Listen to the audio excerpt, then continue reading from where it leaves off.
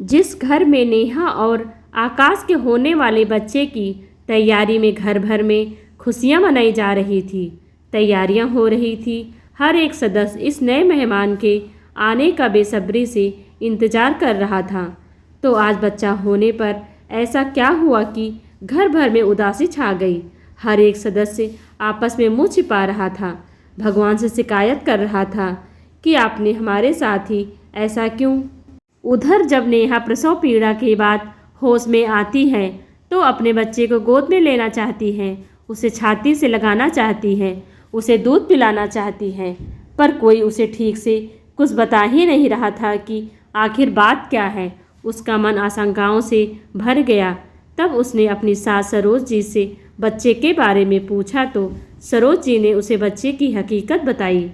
एक बार को तो नेहा को भी धक्का लगा, पर कुछ ही समय में अपने आप को संभालती हुई बोली, नहीं माँ, बच्चा तो हमारा ही है, चाहे जो भी हो मैं उसका पालन पोषण करूँगी। मेरे दूध पर उसका उतना ही हक है जितना गाय के दूध पर उसके नवजन्मे बच्चे का। नेहा की काफ़ी मिन्नतों के बाद उसकी सांस थोड़ा सा पिघल गई। उन्होंने बच्चे को उठाकर उसके गोद में दे दिया। बच्चे का मासूम चेहरा देख नेहा की ममता तड़प उठी। उसने बच्चे को ढेर सारा प्यार किया और दूध पिलाने ही वाली थी कि किन्नर समाज के लोग बच्चे को लेने आ गए और ज़बरदस्ती बच्चा अपने साथ ले जाने लगे। परिवार वालों में से कोई कुछ ना कर सका, पर नेहा ने अपनी ममता की दुहाई दी। उसकी पीड़ा के आंसू उसकी आंखों से और उसकी छाती दोनों से बह रहे थे। उसकी यह दशा देखकर किन्नर समाज की महारानी पद्मा को अपना बचपन याद आ गया कि किस तरह से उसको भी उसकी माँ से अलग कर दिया गया। उसकी माँ भी तरसती रही और उसका तो जैसा सारा जीवन ही यातनाओं में बीत गया। सोचने लगी, कहने को तो दूसरों की खुशियों में जीते हैं हम, हंसते हैं, गाते हैं, पर क्या किसी ने हमारा दिल पढ़ा है, हमारी व्यथा जानी है? क्या हम खुद के लिए खुश नहीं हो सकते? ऐसे अनेक सवाल उसके दिमाग में चलने लगे। हमारा क्या कसूर है जब ईश्वर ने ही 3 तरह के इंसान बनाए हैं, स्त्री पुरुष और हम किन्नर लोग। माना थोड़ा समय लगेगा हमें अपना स्थान पाने में, पर शुरुआत तो करनी ही होगी। और अब तो सरकार ने भी हर जगह हमारी मान्यता थर्ड जेंडर के रूप में दे ही दी है, तो क्यों हम इस व्यवस्था को नहीं बदलते और कब तक नहीं बदलेंगे। उसने सोचा आज से ही एक अच्छी शुरुआत करते हैं।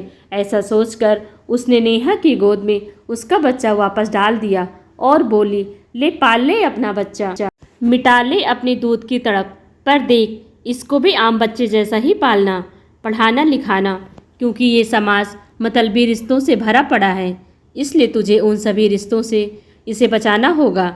अपने आप को मजबूत करना होगा, कदम कदम पर परीक्षा देनी होगी, तभी तू इस बच्चे के साथ और अपनी ममता के साथ न्याय कर पाएगी, क्योंकि इस समाज पर इसका भी उतना ही हक होता है जितना और बच्चों का। और देख, घबराना नहीं, हर जगह तेरा और तेरे बच्चे का इम्तिहान होगा। पर कहते हैं ना, माँ की ममता के आगे तो ईश्वर भी हार जाता है, तो इंसानों की क्या औकात है। इतना कहकर पद्मा ने कुछ लेने के बजाय अपने पास से ही कुछ रुपए बच्चे पर न्यौछावर कर दिए और ज़ोर ज़ोर से नाचना और गाना शुरू कर दिया और सभी को बच्चे के जन्म की बधाई दी। नेहा भी बहुत खुश थी और उसने अपने आप से प्रण किया कि वो अपने बच्चे को सामान्य बच्चे जैसा ही पालेगी, उसे वो सब कुछ देगी जिसका वो हक रखता है। और ये सिर्फ लड़ाई उसकी और उसके बच्चे की नहीं, ये तो एक जंग है हर एक उस जैसे माँ और उस जैसे बच्चे की। इतना सोचते सोचते उसने बच्चे को अपने आंचल की छत्र छाया में ढांप लिया और दूध पिलाने लगी। जब उसका बच्चा दूध पी संतुष्ट होकर उसकी गोद में सो गया तो उस मासूम का मुखड़ा देखते देखते उसे लगा जैसे उसने अपने बच्चे को बचा लिया हो इस मतलबी दुनिया के मतलबी रिश्तों से। दोस्तों, आपको यह कहानी कैसी लगी कमेंट कर अपने विचार ज़रूर बताएं। वीडियो को लाइक कर चैनल को सब्सक्राइब करना बिल्कुल भी ना भूलें। Thanks for watching.